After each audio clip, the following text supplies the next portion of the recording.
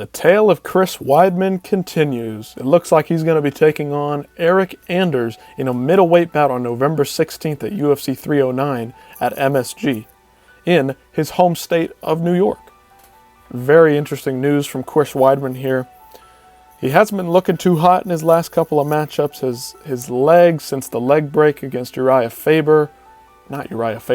Hall, has really gone on to cause him some issues in his fights since his comeback.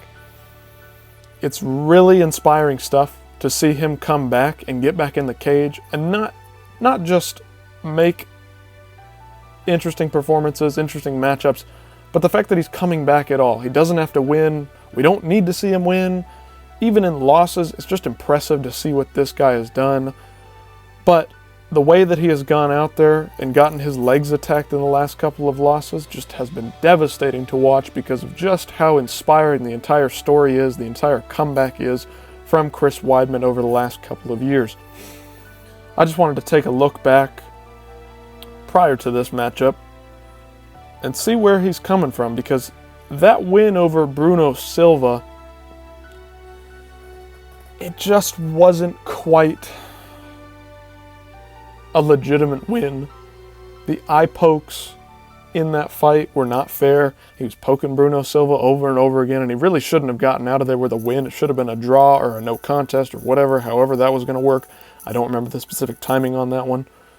But that was kind of an embarrassing look for him and the aftermath that came with that.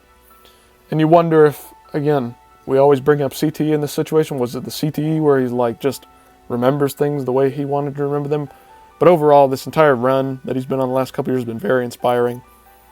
His loss to Brad Tavares was really tough. The way that Brad just came after his legs, just murdered his legs out there. Showed the vulnerability he has since the leg break against Uriah Hall, not Uriah Faber.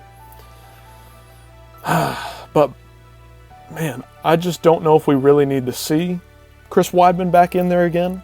His last win before the Uriah Hall fight was back in 2020, August, against Omari Akhmedov. He's not even in the UFC anymore. The guy isn't really even a top flight contender either. A couple canceled bouts. He had those 2 back-to-back losses against Reyes and Jacare. That was tough to see. His Kelvin Gastelum win kind of got him back in the name, in the fix of things. But before that, after winning the title, he had those losses to Gegard and Yoel Romero before that. Brutal flying knee. Luke Rockhold loss.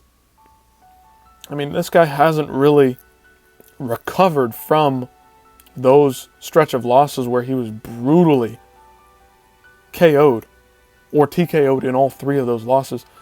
Dominic Reyes one was brutal. The Jacare one was brutal. He has had some brutal knockouts. The guy's been in the UFC since 2011.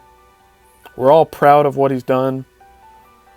And it's just tough because you don't want to see the guy get back in there and tear his body up, even though he wants to fight. It's much like the Tony Ferguson situation.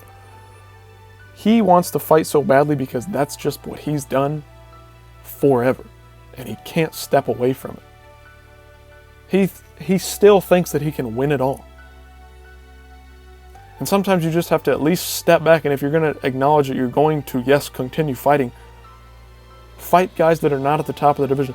Yes, Eryk Anders is not a top contender, but he's a dangerous, hard-hitting guy, physical guy, somebody that Chris Weidman probably doesn't really want to be fighting when it comes to those leg vulnerabilities and the vulnerabilities that he's facing in his older age. I wish him luck. I'm rooting for him to get a legitimate win in his home state. Go out with a bang, Chris Weidman. But I'm worried for him. And I know that as long as he keeps fighting and as long as he's around, he won't back down.